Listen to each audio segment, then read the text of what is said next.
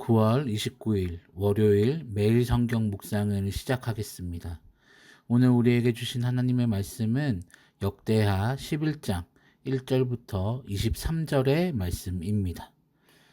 역대하 11장 1절부터 23절의 말씀을 제가 봉독하겠습니다.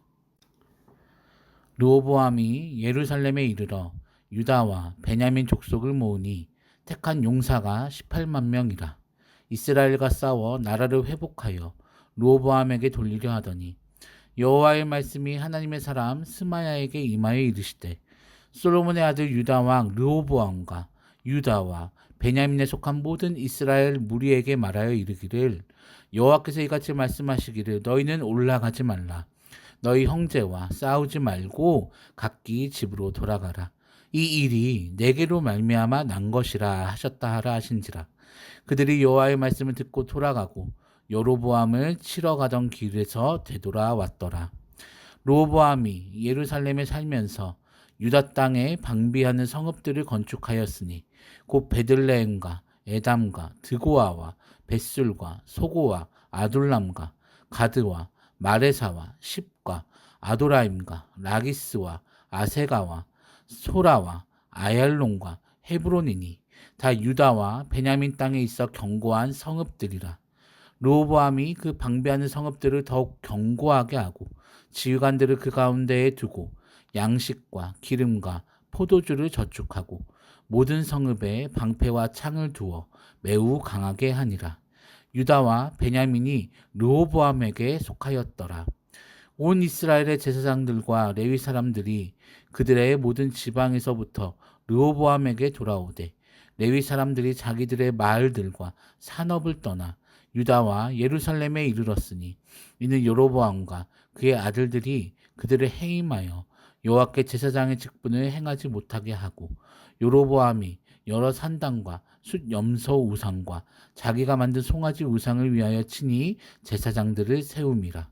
이스라엘 모든 지파 중에 마음을 굳게 하여 이스라엘의 하나님 여호와를 찾는 자들이 레위 사람들을 따라 예루살렘에 이르러 그들의 조상들의 하나님 여호와께 제사하고자 한지라.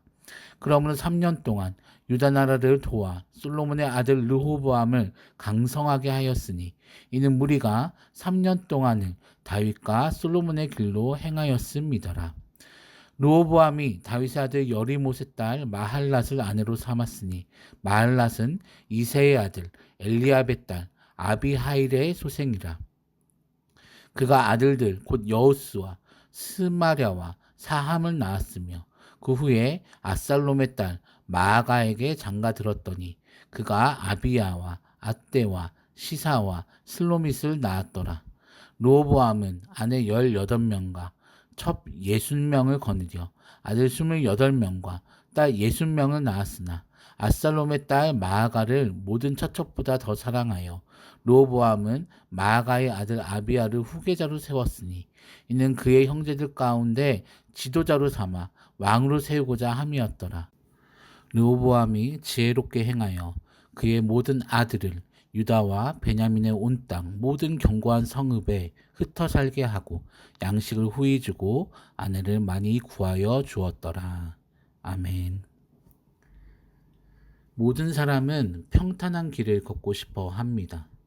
그러나 그 바람과는 다르게 모든 사람은 결국 평탄한 길을 걷지 못하고 울퉁불퉁하며 복잡하게 얽혀진 길을 이리저리 헤매이며 걸어가게 됩니다.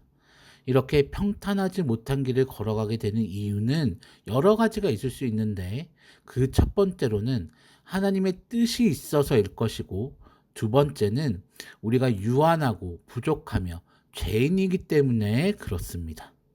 먼저 첫 번째 이유를 자세히 살펴보면 우리는 하나님의 뜻 가운데 이루어야 할 하나님의 나라에 대한 소명과 사명이 있습니다. 이 길은 세상과 다른 가치를 추구하는 길이며 예수님이 먼저 걸어가신 길입니다. 그렇기에 그 길을 걸어감으로 세상 가운데 미움을 받고 고된 경험을 하게 됩니다. 그리고 크리스천이라고 한다면 이 길을 걸어가게 될 수밖에 없습니다. 하지만 이 첫 번째 이유가 우리가 평탄치 않은 길을 걷게 되는 주된 이유는 절대 아닙니다. 결국 두 번째 이유가 우리가 평탄한 길을 걷지 못하는 주된 이유가 되는데 바로 결국 사람이기 때문에 유한하고 부족하여 죄 가운데서 하나님의 길을 떠나 이리저리 나의 소견대로 살다 보니 울퉁불퉁하고 복잡한 길을 걸어가게 되는 것입니다.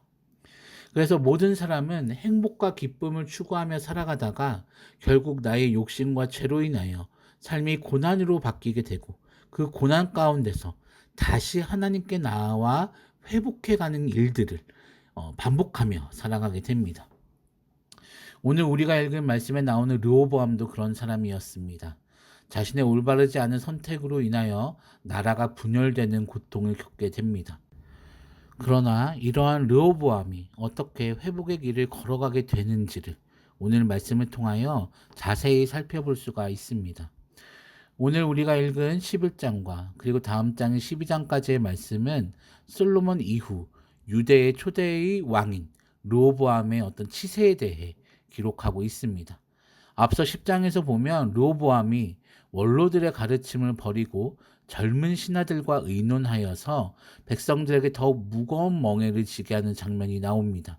그리고 이 일을 통하여 결국 이스라엘이라고 하는 한 나라가 남유다와 북이스라엘로 나누어지게 됩니다. 이러한 안타까운 일이 있은 후에 11장에서 12장에서는 르호보암의 행적들이 이야기되어지는데 10장에서의 지혜롭지 않은 선택을 하는 르호보암과는 다르게 어떻게든 남유다를 올바른 나라로 견고하게 해가려고 하는 모습들이 보여지게 됩니다.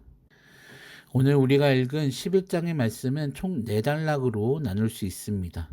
먼저 첫 번째는 1절부터 4절의 말씀으로서 르호보암이 유다와 베냐민의 용사 18만 명을 모아서 북이스라엘을 공격하여 통일시키려고 하는 그런 시도를 하게 됩니다.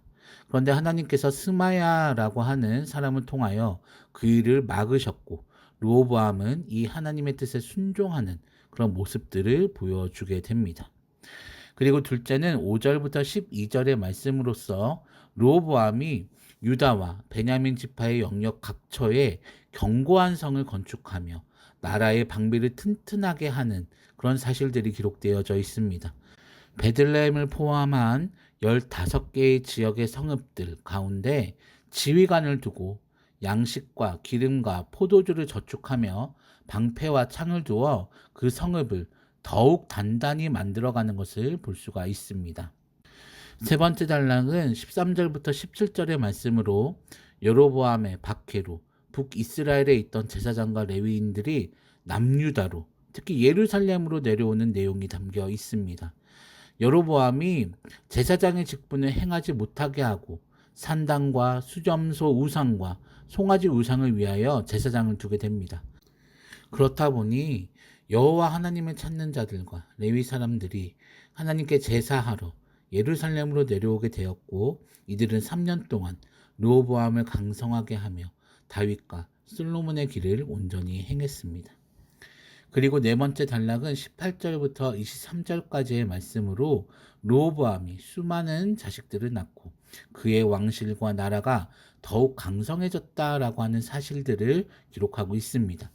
특히 23절에 보면 르호보암이 지혜롭게 행하여 그의 모든 아들을 유다와 베냐민의 온 땅 모든 견고한 성읍에 흩어 살게 하고 양식을 후히 주고 아내를 많이 구하여 주었더라 라고 이야기하면서 남유다가 한 나라로서 더욱 견고해지고 온전히 세워져 가는 모습들을 볼 수가 있습니다.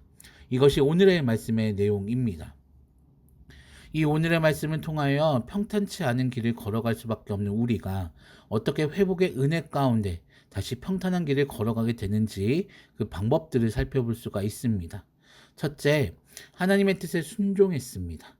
르호보암은 힘으로 북이스라엘과 남유다를 하나로 다시 만들고자 했습니다. 그리고 그를 위한 필요 조건은 충분하게 준비되어져 있습니다. 용사 18만 명이라고 하는 큰 무력이 르호보암에게 있었습니다. 그런데 하나님께서 막으셨습니다. 그리고 르호보암은 하나님의 뜻에 순종했습니다.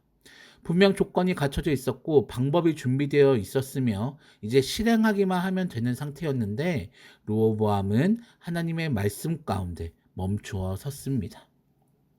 우리도 문제가 생겼을 때 두 가지의 선택을 할 수가 있습니다. 세상의 가치와 이치대로, 즉 세상의 방법대로 해결하는 것입니다. 그리고 두 번째는 일단 하나님 앞에 무릎 꿇고 하나님의 뜻을 구하며 하나님의 뜻대로 나아가고자 하는 것입니다. 사실 우리에게 주어진 문제를 해결하는 것에 있어서 실제적인 해결의 방법을 따르는 것이 어쩌면 제일 빠른 길일 수도 있습니다. 그러나 그것이 정답이 될 수는 없습니다.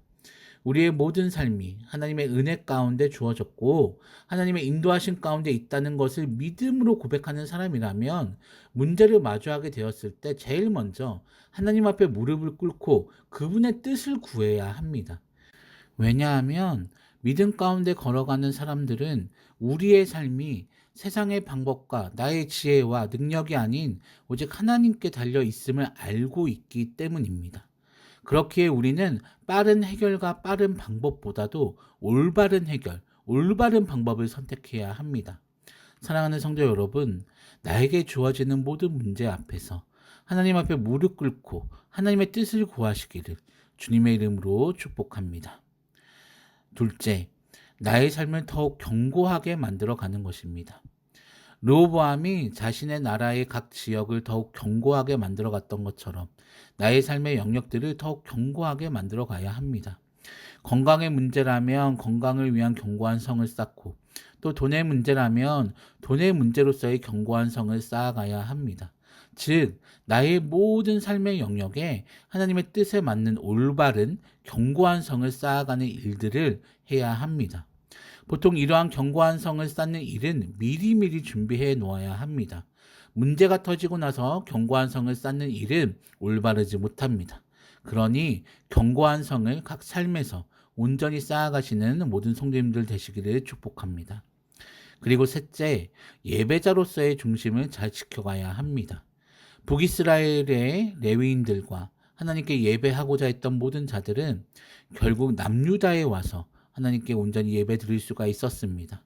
레위인들과 하나님을 올바르게 신앙하고자 했던 모든 자들이 남유다로 내려온 이유는 르호보암이 남유다에서 여로보암처럼 우상 숭배를 하는 것이 아니라 예배의 중심, 신앙의 중심을 잘 지켜내고 있었기 때문입니다. 이러한 예배의 중심, 신앙의 중심은 크리스천의 생명줄과도 같습니다. 또한 예배는 크리스천의 삶의 원동력이자 기초가 됩니다. 이 예배의 중심이 제대로 서 있다면 무한한 에너지를 온전히 공급받는 라인이 우리에게 연결되어 있는 것과도 같습니다. 이 예배자로서의 삶을 잘 지켜내시기를 부탁드립니다. 이렇게 세 가지, 하나님의 뜻을 구하며 나의 삶의 모든 부분을 견고히 만들어가고 예배자로서의 삶을 끝까지 지켜낸다면 르호보암이 실수를 했지만 결국 다시 일어서고 회복되며 견고해지고 결국 복을 누렸던 것처럼 저희 또한 다시 일어서고 회복되어지며 견고해지고 복을 누리게 될 줄 믿습니다. 그러니 포기하지 마시고 고난의 때에 하나님의 뜻이 어디 있는지를 살피며 또 예배의 자리를 사수하고 나의 삶의 모든 영역을 다시 제대로 세우려고 노력해 보시기 바랍니다. 오늘 하루가 시작되었습니다. 오늘 하루도 하나님의 마음과 뜻이 어디 있는지를 살피시며 하나님과 동행하시고 나에게 주어진 모든 삶의 영역들을 더욱 견고하게 만들어 가시며 예배의 자리를 놓치지 않고 오늘 하루를 승리 가운데 살아가시는 모든 성도님들 되시기를 주님의 이름으로 축복합니다. 기도하겠습니다. 하나님, 항상 주님의 뜻을 구합니다. 주님의 뜻을 깨닫게 하시고 주님의 뜻 안에 살아가게 하소서. 또 하나님께서 허락하신 나의 삶을 더욱 견고하게 만들어갈 수 있도록 지혜와 능력을 더하여 주시고 항상 예배를 사모하며 그 예배의 자리에서 하나님과 깊은 교제를 나누는 우리가 되게 하여 주시옵소서. 그래서 항상 평탄의 길을 걸으며 회복의 길을 걸어가게 하여 주시옵소서. 하나님, 오늘 하루를 예배함으로 시작합니다. 오늘 하루의 삶을 주님께서 인도하여 주시고 기쁨과 행복이 넘쳐나게 하여 주시옵소서. 예수 그리스도의 이름으로 기도하오며 이제는 우리 구주 예수 그리스도의 은혜와 하나님의 사랑하심과 성령님의 교통하심이 주님의 뜻을 구하고 나의 삶을 견고하게 하며 예배의 자리를 사모하고자 결단하는 우리 모든 성도들 머리 위에 그 삶과 가정과 생업 위에 이제부터 영원토록 함께하여 주시기를 간절히 축원하옵나이다. 아멘.